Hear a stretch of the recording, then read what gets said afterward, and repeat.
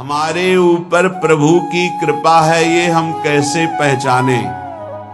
ये 8 लक्षण प्रकट होने लगते हैं जिसके ऊपर प्रभु की कृपा होती है। हमारे ऊपर प्रभु की कृपा है ये हम कैसे पहचाने, तो ये 8 लक्षण प्रकट होने लगते हैं जिस पर हरिजू की प्रियाजू की कृपा है। पहला, घोर अपराध करने वाले के प्रति भी दया की भावना, शांति पहला लक्षण है। भाव में भी पहले शांत भाव है। हमारे ऊपर श्री हरिजू की कृपा है, इसकी पहचान ये 8 लक्षण। पहला, शांति, अर्थात घोर अपराधी के प्रति भी गुस्सा ना क्षमा करना, ये हरि की कृपा का लक्षण है। देख लो भाई, घोर अपराधी शब्द तो जाने दो, जरा सा प्रतिकूल हो जाए तो लाख समझाओ पर भ्रकुटी तनी रहती है। भला ऐसा है? अपराधी पर भी क्षमा का भाव होना, ये हरि कृपा पात्र में ही होगा, अन्य में नहीं।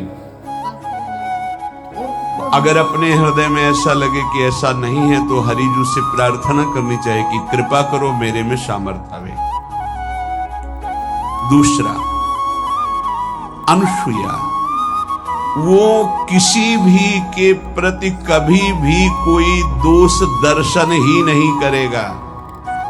दोष कथन, दोष श्रवण की तो बात जाने दो।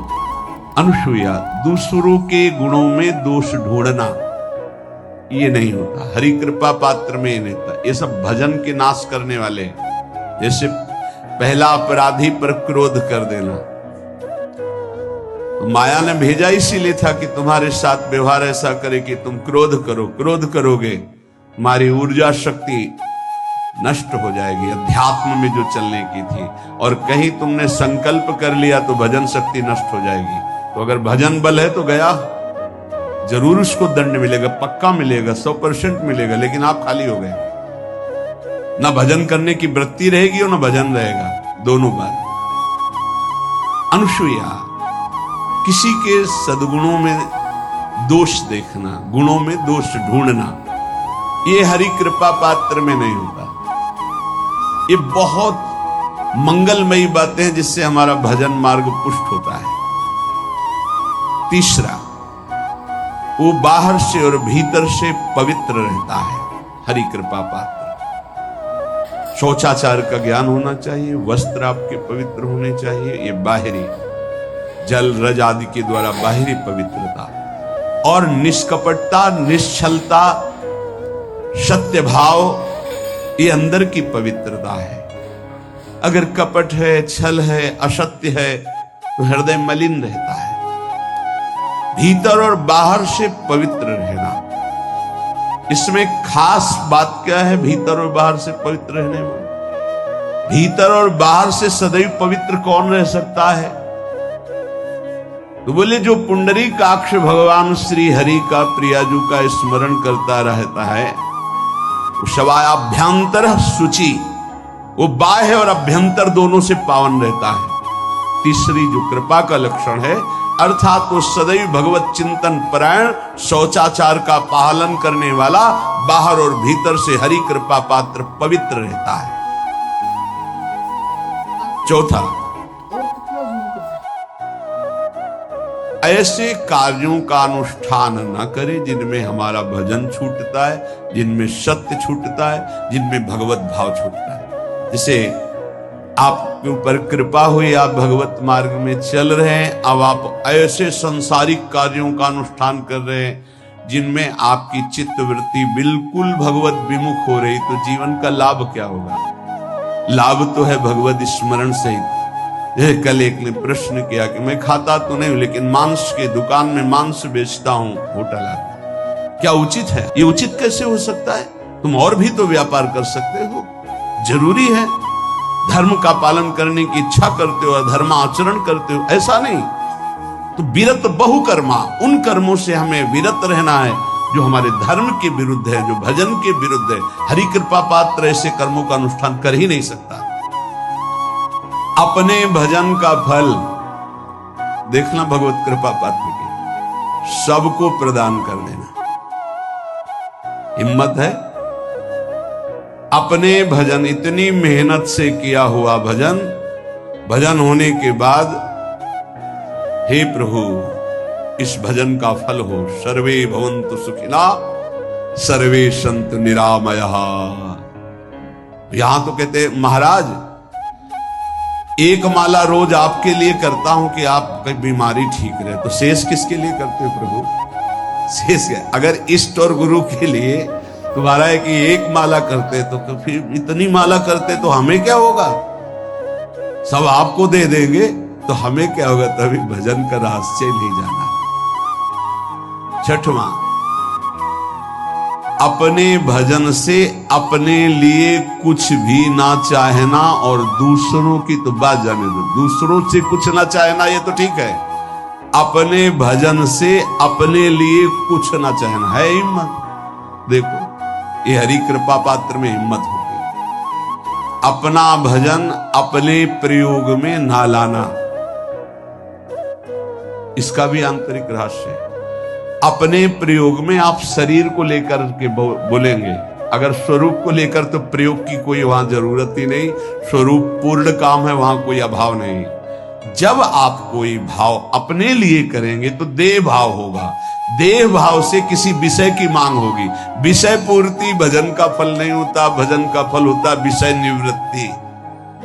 बहुत जोर की बात है, कैसे समझे? अपने भजन का भी फल अपने लिए नहीं, दूसरों से कुछ चाह रखना तो बात ही जाने दो, भजन से भी कोई अन्य सुख की चाह नहीं। क्या चाहिए? भजन ही बनता रहे, भजन का फल भजन बनता रहे, खूब निरंतर जप करते रहे। सातवां, किसी भी मान सम्मान कीर्ति पद प्रतिष्ठा के मिलने पर हृदय का असंतुष्ट हो जाना, यह हरि कृपा पात्र का लक्षण होता है। प्रणाम नमस्कार जय हो तो हृदय में असंतुष्ट हो जाना चाहिए। कोई किंचन मात्र अभिमान न उदय हो जाए। प्रभु बचाओ, ये माया की चकाचौंध से बचा लो नाथ। कौन सा अपराध बन गया कि आपकी जय की जगह यहां हमको ऐसा सुनना पड़े। मान प्रतिष्ठा कीर्ति जिसके लिए बड़े बड़े लालायित रहते, हरि कृपा पात्र को विष की तरह चुभती है। और आठवां,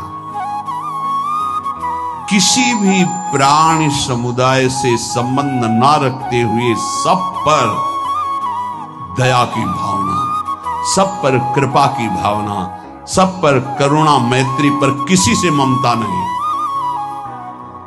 ये सूत्र बहुत व्यवहार में प्रयोग करने योग्य है। सबसे करुणा और मैत्री, पर किसी से ममता नहीं।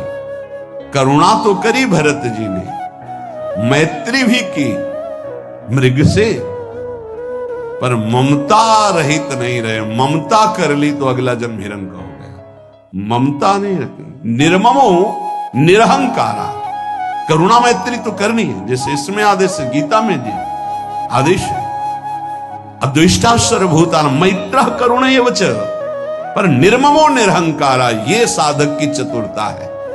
प्राण मात्र पर दया कृपा करुणा मैत्री, पर ममता नहीं। ममता किसी से, और यहां करुणा मैत्री ये तो गायब हो गई, केवल ममता रह गई है। अपने शरीर से ममता, शरीर संबंधियों से ममता, विषय भोगों से ममता, यही जहर है।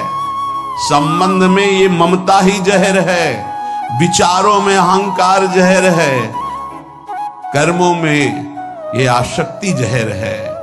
इसी जहर को मिटा दे तो जीवन मुक्त महापुरुष कर्म करते हुए, विषय सेवन करते हुए, वार्ता करते हुए, विचार करते हुए, बिल्कुल जहर रहित उसका जीवन हो गया। तो ये 8 बातें हरि कृपा पात्र में होती हैं, इनको बार बार सुनना, हृदय में धारण करना।